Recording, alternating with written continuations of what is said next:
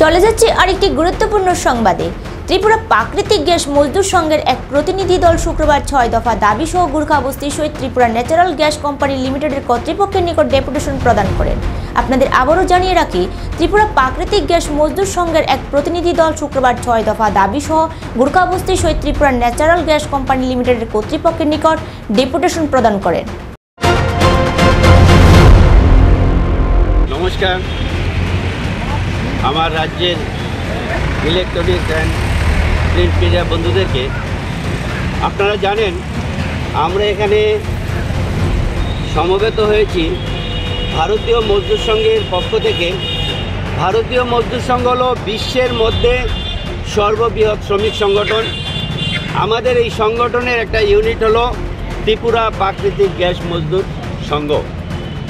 এই সংঘের পক্ষ থেকে আজকে আমরা জানতে পেরেছি ভারতীয় মজদুর সংঘ যে আমাদের এখানে শ্রমিকরা দীর্ঘদিন ধরে বিভিন্নভাবে বঞ্চিত, লাঞ্ছিত, তারা অপমানিত।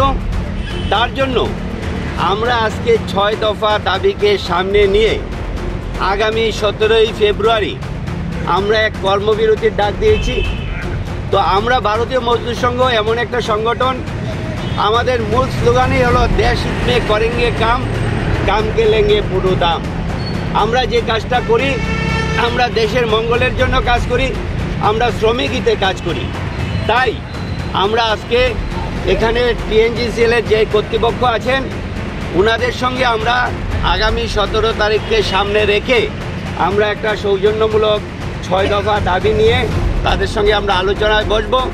যদি সৌহার্দ্যপূর্ণভাবে আমাদের আলোচনা তারা মেনে নেয়, আমাদের দাবিগুলি মেনে নেয়, তাহলে আমরা একরকম সিদ্ধান্ত নেব। আর যদি আমাদের দাবি মেনে না নেয়, তাহলে আমাদের সিদ্ধান্তে আমরা অনড় থাকব। আমরা আগামী ১৭ তারিখ থেকে কর্মবিরতি ঘোষণা করব। কর্মবিরতি কি অনির্দিষ্টকালের জন্য হবে? কর্মবিরতি অনির্দিষ্টকালের জন্য হবে। দাবিগুলা